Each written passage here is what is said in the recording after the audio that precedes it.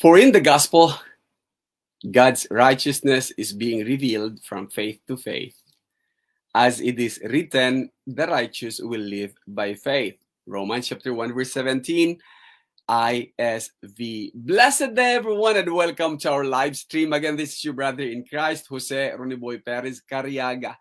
Muling bumabati ng isang mapagpalang araw. Saan man kayo naruroon, anong oras, anong araw, anong panahon man ninyo panunuorin ang broadcast na ito, ang pagpapala ng dakilang Diyos, sana ang sumaasa ating lahat. Isang magandang topiko at patuloy po ang pag-aaral natin patungkol sa making the invisible visible. At andito na nga po tayo sa ika-30 bahagi. Hindi na po ako nagbago ng titulo upang sa gayon ay magamit po sana ng bawat isa at sana po kagaya ng pinangarap natin na bagamat mapangahas magkaminsan ang ating mga topiko o di kaya ay ang sabi nga natin ay mahirap man din pero nabibigyang daan. Nagpapasalamat po ako. Wala pong kalalagyan ang aking puso sa pasasalamat sa mga nagsasabing, Pastor, napakaganda po ng topiko ninyo patungkol po sa faith only. Pastor, napakaganda po. Or Brother Ronnie or Sir. Nako sir, narinig ko na naman po muli na refresh ang aking mga napag-aralan noong ako ay nasa seminaryo o noong ako ay nasa Bible school. Yung iba naman ay natutuwa na sinasabing hindi ko po nakita sa ganung kaparaan at salamat po. Nagagalak naman po ang inyong lingkod. Sa mga chat, sa mga texts, sa mga kaparaan ng kagaya nito na nababalidate naman yung mga ginagawa natin na natutulungan ang bawat manggagawa, bawat Kristiyano upang maintindihan at maipaliwanag din sa ganang kanila ang mga invisible things, invisible attributes of God sometimes, or invisible yung mga abstract magkaminsan sa atin, nagagawa natin ito ngayong visible. So patuloy po tayo sa ating pag-aaral. So nasa issue po tayo ng faith versus work. At ang sabi ko nga po ay both are wrong dito sa ang parte ka man ng kampo naruroon. Sabi nga natin, mali ang faith-only doctrine sapagkat wala pong faith-only na tinuturo. Mali din naman yung nagsasabing faith plus work plus kasi unbiblical din po yun. Kaya nga, nung mga napag-aralan natin na nauna, ang sabi ko, dapat maitama natin. Dapat maitama natin at dapat nagtatanong tayo ng tamang katanungan. Hindi dapat ang tanong ay ano ang nagligtas sa iyo, kundi sino ang nagligtas sa iyo. Kapag sino ang nagligtas sa iyo, ang madali natin kaagad-agad makita. Then, pag nakuha natin kung sino ang nagligtas sa atin, then basically covered na kaagad-agad yung basis. Subalit nangyayari nga lang ay napupunta tayo sa ano ba ang nagliligtas sa iyo. Kapag inumpisahan natin sa ano ba ang nagliligtas sa iyo, parehong kampo na naman yung faith only tsaka yung faith plus work na gano'n ay pareho na naman silang unbiblical at pareho na naman silang mali. Kasi nga, pagdating mo sa what saves you, kung sasabihin mo, my faith saves me, then that is relying on your faith. That is considered work na rin yon. Kaya huwag mo sasabihin na, my faith only saves me. No. You're relying upon something na, hindi na who. At kung sasabihin mo naman na, the religious denomination, my church, this is what I do, my faithfulness, my baptism, my giving, my things like that, my holy living. Again, pareho na naman yon. Kasi it is not what saves you, but sino ang nagligtas sa iyo. Hindi ano ang magliligtas sa iyo o ano ang nagliligtas sa iyo. Kaya nga, sabi natin, kapag ka nabago at hindi tama yung pagtatanong natin, mag-play tayo ng favorite. May paborito tuloy tayong bersikulo, ang mga iba, dito ang paborito, ito ang paborito. And then, pagsasabungin natin, pagkukontrahin natin ang dalawang writer ng banal na kasulatan, yung sinasabi natin na ito ay perfect, ito ay inspired by God, then God becomes a God of confusion. But hindi dapat. kundi nasa pag-iintindi, pag-uunawa, or nasa bias ng mga nagtuturo, or nasa tradisyon ng mga nagtuturo. Kasi nga, ang iba, para na lang loro. Pinaparot na lang narinig niya doon sa unang-una. Yung sasabihing, speak where the Bible speaks and be silent where the Bible is silent. Ang daming mga bagay din na wala sa Bible na sinasabi mo.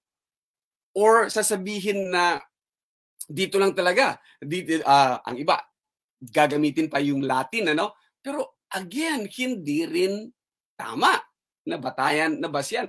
Kasi yung tradition na ang binibigyang halaga. So, tuloy po tayo sa ating pag-aaral patungkol dito. Kaya nga, nangyayari tuloy, yung teksto ay nagiging pretexts at hindi na alintana yung konteksto ng pinag-uusapan doon sa particular na bersikulo. Ulitin natin. Itong mga pretext natin magkaminsan, ano, yung faith only, gagamitin ka agad-agad. Hindi nyo nababasa ang Efeso 2:8 hanggang 10. Walang only doon. Ulitin natin. Hindi mo ba nabasa naman faith only na sinasabi doon sa James na na-justify hindi sa pamagitan ng faith but work? Ganon din, hindi yan sapat. Kasi hindi naman magkakontra yung faith at saka yung work. Yun nga lang, ang isa is inaakusa niya yung kabila na faith only ka lang itong isa, or hindi lang naman inaakusan, kundi ina-assume kasi, kagaya ng napag-usapan natin, nung naumpisa ng 1517 ni Martin Luther, ang ginawa ni Martin Luther ay nag-overextend siya sa kabila. Kasi nga, against siya dito sa works, salvation by works. Ang ginawa niya is salvation by faith only. Kasi ayaw niya sa old indulhensya. Kaya sabi nga natin, pendulum swing. And it swings from extreme ng right, tapos extreme ng left. So, patuloy tayo sa ating mga pag-aaral. Kagaya ng sabi ko. Kaya tuloy ito na ngayon. Nag-aakusa na ang bawat side. Ang isa ay nagsasabing, you have considered sa faith only mo, you have considered the grace of God to become cheap. Kasi sino nilang maniwala, maliligtas na kaagad-agad. Pero yung mga nagtuturo ng faith only, hindi naman naniniwala sa ganun eh. Yun nga lang, dahil iyon ang minana niyang katuruan, so kahit na alam niya at nasasaktan siya pagka sinabing ginagawa mo namang chipipay ang biyaya ng Diyos o ang grace, ang regalo ng Diyos, kasi dinadagdagan mo ng mga wordings. Sa kabilang parte naman, dahil nai-emphasize niya yung kanyang gawa, sinasabing, self-righteous ka naman. Ikaw naman tong umaasa sa trabaho mo o umaasa sa gawa mo para maligtas. Gayong ang pagliligtas ay sa pamamagitan ng, and then, ulit na naman. And yung cycle ng reasoning natin, paulit-ulit na lang ng paulit-ulit at walang katapusang debate talaga ito. Ngayong umaga, talakayin naman natin dito sa part 30, yung work. Ano ba kasi ang work? By definition, ang work sinasabi niya, it is an activity involving mental or physical effort done in order to achieve a purpose or result. So, kinuha po natin. Ito nanggaling sa Griego na ergon, or dito nanggaling yung tawag natin na ergonomics. Or dito nanggaling yung mga salitang sufficiency in work. Kaya it is work in itself. Ang pinanggalingan nitong ergon na to. Kagaya nung nauna ng tinanong natin, why work? Bakit kailangan mo magtrabaho? Ano ba talaga kasi nga ang work is mental or physical effort na may purpose. Ano ang purpose ng work mo? Ba't ka nagtatrabaho? Anong gusto mong marating? Anong gusto mong maabot? What is the intended or expected na result? Ano bang resulta ang gusto mong makamtan? Kaya ka nagtatrabaho o kaya mo ginagawa ito, idinadagdag sa pananampalataya mo. And some could come up with this. Kung sasabihin mong, kaya ko ginagawa itong mabubuting bagay na to upang maligtas, then mali ka, kapatid. Mali ka, kaibigan. Sapagkat walang makapagliligtas sa kanyang sariling kaparaanan. Kasi kung pwede nga lang sana, hindi na kailangang mamatay si Kristo o si Jesus. Kaya mali yung sabihin mong kaya mo ginawa ito para maligtas. Kahit na ang bautismo, Kasi ang bautismo is passive. Hindi mo pwedeng gawin ang bautismo. Ginagawa ito sa iyo. Kaya hindi mo pwedeng gawing work yon. Hindi pwedeng akusahan din na nagpabautismo, passive yon. Kaya hindi niya pwedeng sabihin, nabautismuhan ako, kaya ako maliligtas. Again, that is wrong na reasoning. Or any other thing na gagamitin natin. Hindi makapagliligtas ang anumang trabaho, ang anumang gawain. Efeso 2:8 hanggang 10. Malinaw yon. Ang iba naman, gustong gawin na upang maiba. Maganda. Napakagandang adhikain, ano?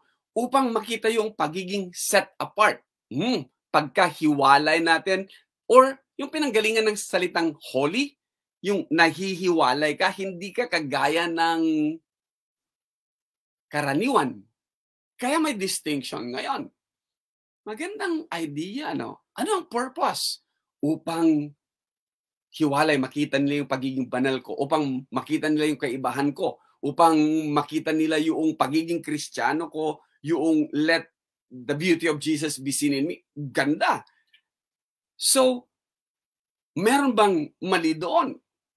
Again, tanungin natin maigi ang ating mga sarili. Kaya sabi ko, it boils down to motive. What motivates you to do work? Kung ang motivation mo is to be set apart, kasi doon galing yung salitang sanctos, o yung sanctified, nahihiwalay. Gaya ng Roma 12, laging paboritong gamitin, ano? But be ye, yan, maging hiwalay, ano? So, okay, maganda. Kaso nga lang, pagkahiwalay na, kagaya ng mga nauna na, kagaya din ng mga Fariseo at saka mga Saduseo, nagkaroon naman ng holier than thou attitude. Parang, mas banal ako kaysa sa'yo, kaya ikaw ganito. Or di kaya ipagmayabang mo kung gaano ka nakabanal. Buti pa ako, Panginoon, ganito ako, nag-aayuno ako, nagbibigay ako ng ganito, hindi kagaya ng isang yan. May mga parables na tayo dyan. Huwag nang umabot doon. Or ang iba sa atin is, nasabing preacher pero ganito naman, nasabing pastor pero ganito naman, nasabing Kristiyano pero ganito naman, pero ang buhay naman, holier than thou. So, bakit? Again, ang iba, kaya gumagawa ng good works dahil dito daw nasusukat, na batayan ng pagiging banal at pagiging faithful, masunurin. Then, hindi din. Kasi sa harapan ng Panginoong Diyos, pare-pareho tayong makasalanan. Yun nga lang, binalot tayo ng dugo. Pagka binalot ka ng dugo, pare-pareho tayo. Di ba? Huwag mo sasabihin na yung ginagawa mo ang nagpapabanal sa'yo. In the first place. So, kailangan makita natin, it boils down to motive. Kung maging gauge ito, kaya ay malaki pananampalataya nito kasi constant yung pag-aabot niya o constant kung mag-giving ito or laging andito sa lahat ng pagtitipon or laging present ito pagka may Bible study, then yung faithfulness na naman ay ibinabatay mo doon sa opinion mo at hindi na naman doon sa Panginoong Jesus. Kaya, ang bilis po halos, tawag na natin, hairline difference lang, yung shifting. Dito sa kabila, you do that for a certain purpose. Sa kabila, you do that and ang reliance, ang tiwala, mapupunta sa sarili. Kahit na isang gawaing banal. Kaya nga sabi ko, kahit ang pananampalataya, kung yan ang magiging basihan mo lamang, naging work yan. That is now what saves you. Hindi na yung who saves you. At dito, papasok na naman yung napakaraming do's and don'ts at yung rules for holy living, rules for this, rules for that. Kaya nga tuloy ang Kristiyano, ang feeling niya, at sasabihin ko ito sa inyo, nabudol. O tingnan natin, both sides of the coin. Ang iba sabihin, tanggapin mo ang Panginoong Jesus at maliligtas ka. Tapos pagkaligtas ka na, sasabing, kapatid, kailangan mong gumawa ng ganito, kailangan mong magbigay ng ikapo, kailangan mong maging tapat sa ganito, kailangan mong ganito, and then, ang daming mga kailangan. Then, ang isang tumanggap, ayon sa katuruan nila, nabudol. Akala ko ba tanggapin ko si Jesus at okay na. Sa kabila naman ay kailangan marinig mo ang ebanghelyo, manampalataya ka ng buong puso, magsisi sa mga kasalanan, ibihis mo si Kristo sa pamamagitan ng bautismo. And then, susunod dun, dapat ganito, dapat ganon, dapat huwag kang mawawa. And then, susukatin na naman yung performance mo. Kaya nabudol. Kaya tuloy ang ebanghelyo nagiging iba. At hindi na tama.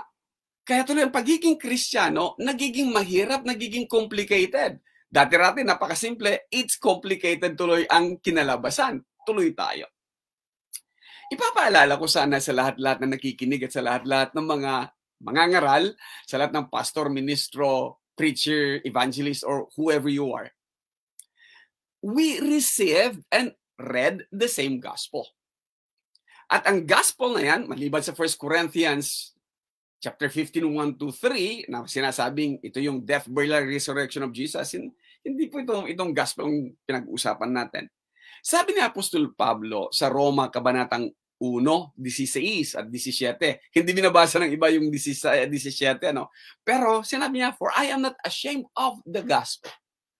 Sa ibang kaparaanan, sabi niya, I have complete confidence in the gospel. Sapagkat it is God's power to save all who believe. Ano yan? It is God's power to save all who believe. First, the Jews and also the Gentiles, sapagkat hindi ko ikinahihiya ang ebanghelyo, sapagkat siyang kapangyarihan ng Diyos sa ikaliligtas ng bawat sumasampalataya. Teka, bakit pinag-uusapan natin? Wait lang. Ibig mong sabihin, ang ebanghelyo ang kapangyarihan ng Diyos upang maligtas ang lahat ng mananampalataya o sumasampalataya. Yung power na ginamit doon, ang Greek word niyan ay yung dunamis, kung saan nanggaling yung salitang dynamite natin. Ganon siya ka-powerful ang ebanghelyo na yan. Tingnan natin yung kasunod. Sa talatang 17, sinasabi niya, sapagkat sa ebanghelyo, for the gospel reveals how God puts people right with Himself. God's righteousness, ibang pagkakaparaan, It is through faith from beginning to end. As the scripture says, the person who is put right with God through faith shall live. Tagalogin natin sapagkat maraming humihingi na sana Brad, Ron, lagyan mo ng Tagalog upang sa ganun, higit na maintindihan, ito po ang katagalugan niya. Sapagkat dito, sa ebanghelyo, ang katuwiran ng Diyos ay nahahayag mula sa pananampalataya, mula sa simula, ibig sabihin, hanggang sa pananampalataya, hanggang sa dulo. Gaya ng nasusulat, ngunit ang ganap ay mabubuhay sa pamamagitan ng pananampalataya. Napakasimple. Ang ebanghelyo pala, diyan mo makikita ang katuwiran ng Diyos. At ang katuwiran ng Diyos pala na yan ay mula sa pananampalataya hanggang sa pananampalataya. Susunod yan, tatanungin natin, anong dapat panampalatayanan? Tsaka na, dahan-dahanin natin ng kaunti. So mula sa pananampalataya hanggang sa pananampalataya, kaya kung tingnan natin maigi, pag pinagsama natin yung dalawang bersikulo, mag-umpisa tayo sa pananampalataya, tapusin natin sa pananampalataya.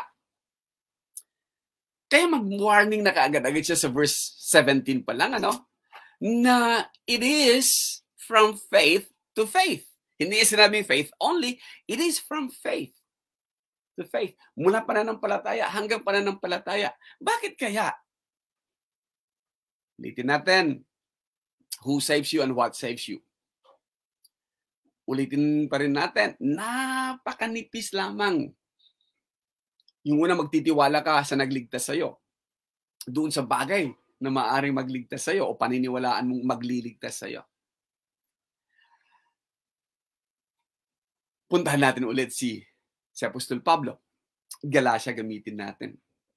Sabi ni Apostol Pablo, ako'y namamangha, I am surprised that in no time at all, you are deserting the one who called you by the grace of Christ and are accepting another gospel. Nagsilipat kayo sa ibang ebanghelyo buhat sa tumawag sa inyo sa biyaya ni Kristo. Teka, sino yon? At sino-sino itong mga nagbabago ng ebanghelyo ni Kristo? Ang karamihan sa mga preachers, pastors, evangelists, and other na mga ngaral, titingnan kagad-agad nila yung hindi nila kakulay, yung hindi nila kapareho ng aral, yun yung mga gumagawa ng ibang ebanghelyo. Konteksto tayo, tingnan natin, sino ba itong mga to? Actually, sabi niya, there is no other gospel, walang ibang ebanghelyo, kundi there are some people who are upsetting you and trying to change the gospel of Christ. May mga taong nagsisiligalig at nag-iibig na change, baguhin, pasamain ang ebanghelyo ni Kristo. At ito nga sinabi niyang, let them be anathema. Itong mga taong to, sa Bisaya, tunglohon unta sila. Alamin muna natin, ebanghelyo pinag-uusapan. Bakit ngayon, paano mababago yung ebanghelyo niyan? Simple. Sabi niya ulit sa talatang 3, napakamangmang na baga kayo. Na ano pat, nakita natin ng ebanghelyo is from faith to faith. You began, nag-umpisa ka by God's Spirit, by faith. You want to finish by your own power, by works. Kaya nga tama yung faith to faith. Mula pananampalataya, umpisan mo sa pananampalataya. Sino nagliligtas sa'yo? Si Jesus. Stick with that. Hindi yung ano ang nagliligtas sa'yo. Kasi kung pananampalataya nagliligtas sa'yo, then sa dulo niyan, ano nagligtas sa'yo? Pananampalataya mo, then hindi na si Jesus. The same thing sa mga nagsasabi ng ano nagliligtas sa'yo. Yung sasabihin mong, gumawa tayo ng mabuti, para maging distinct, maging separate, maging holy, then ano magliligtas sa'yo? Yung pagiging banal mo na? Then nag-shift na naman ng mula sa pananampalataya doon sa gawa. Mula sa pananampalataya kay Kristo doon sa paniniwala sa ginawa mo. Kaya napaka-nipis po ng mga katawagang ito. Lagi sana nating i-check yung ating mga motives. At sana, huwag nating kalimutan yung makita natin. It is really who and not what. Kasi kapag ka nagbago, magiging self-reliant po tayo. Mauuwi, tiwala sa sarili, naging trabaho, naging work.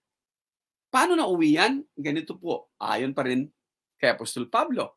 Kayo magsipag-ingat baka sa inyo may bumihag sa pamamagitan ng kanyang filosofiya at walang kabuluhang pandaraya ayon sa salit-saling sabi ng mga tao, tradisyon, ayon sa mga pasimulang aral ng sanlibutan, yung mga nagsasabing, huwag ka lang gumawa ng masama, huwag ka lang manlamang ng kapwa, alalahanin mo lang Diyos, manalangin ka lang lagi, and then,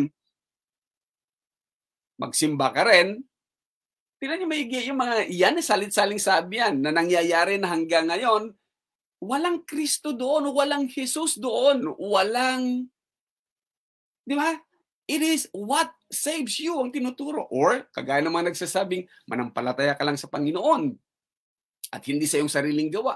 Teka muna, walang Jesus din doon. Kasi ang sinasabing manampalataya ka lang. So, ang magiging reliance mo ngayon, yung pananampalataya mo lang. Tutuloy pa sa Kolosas, ang mga bagay na ito ay katotohanang mayroong anyo ng karunungan. Sa pagsambang kusa, wow, kailangan self-motivated, ano? So, yung worship. Sa pagpapakababa, wow, tanggap din naman. Kaya nga, sinabi nga niya sa ibabaw lamang nito, huwag hawakan, huwag tikman, huwag gawin, do not taste, do not handle. Ito yung sabi niya, pagpapakahirap sa katawan. Ang daming gumagawa niyan. Ngunit walang anumang kabuluhan laban sa ikalalayaw ng laman. Baka naman,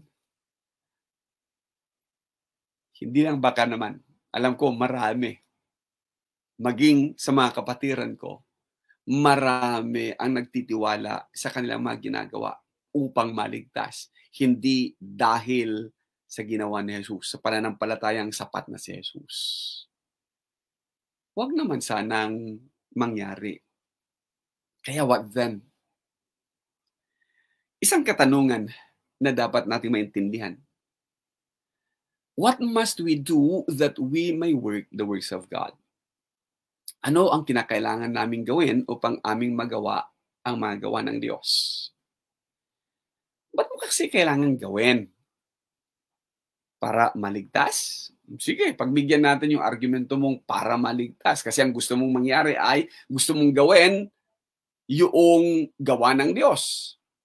Tingnan nyo maigi ito, works of God. Pero corrected ba yan mamaya?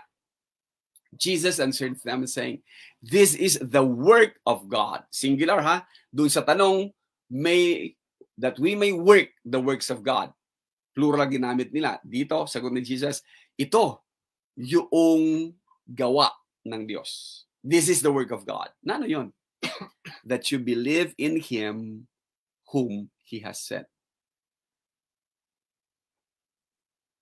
Ano? Sumagot si Jesus at sa kanila sinabi sa katanungan, anong kinakailangan namin gawin upang aming magawa ang mga gawa ng Diyos? Tatlong beses na, gawa, ano? Sagot niya, ito ang gawa ng Diyos, na inyong sampalatayanan, yung kaniyang sinugo. It is still the who, hindi the what. It is still the who ang pinag-uusapan, maging Panginoong Jesus, nakita niya, itinuro niya. This is the work of God. Ito yung gawa ng Panginoong Diyos. Sumampalataya kayo sa kanyang sinugo.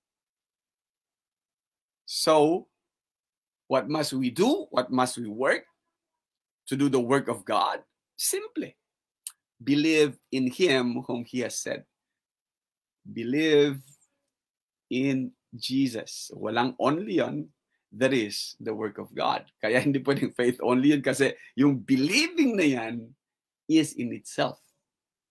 Work is in itself. Makikita na natin na ito ay who saves you pa rin. Kaya huwag magpapabudol. Nabudol na tayo minsan, ano? Kahit na aminin kasi ng mga dapat umamin. Ginagalang natin ang mga katuruan ng mga nauna sa atin. Pero, wag naman magpapabudol at magtuturo ng budol-budol. Dapat maging tapat tayo sa teksto, maging tapat tayo sa kasulatan. Hindi maaari yung faith only kasi unbiblical yan. Pangalawa, hindi rin mangyayari yung works plus faith plus works plus another gospel yan. Yan ang sinasabi ng Apostol Pablo. Galatia. Yan ang another gospel. Maniwala kayo sa akin, yan ang another gospel. Yung dadagdagan mo para umasa sa sarili. Alamin din natin yung motibo natin. Dapat tama yung tinatanong nating mga katanungan. It should always be who saves you. Ano ba? Sino ba ang nagligtas sa'yo? At hindi yung ano ba ang nagliligtas sa'yo. Upang malaman mo, bakit kailangan nating gumawa. Kantahin mo man yung gumawa. Why work then? Maging aware sana tayo doon sa tinatawag na power shift kung saan ang tiwala ay hindi na mapupunta sa Kanya, kundi ang tiwala ay mapupunta na sa atin. Ulitin ko, Matthew chapter 5 verse 16, ginamit na natin nung nakaraang linggo. Let your light shine before men that they may see your good works. And then they don't glorify you. They will glorify the Father, your Father who is in heaven. Agpapasalamat po muli ako dito sa isang pagkakataong makasama kayo. At sana po, tuloy tayo sa ating mga pag-aaral. Sana po, naging makabuluhan na naman ang kalahating oras na pinagkaloob nyo dito sa inyong lingkod. Salamat!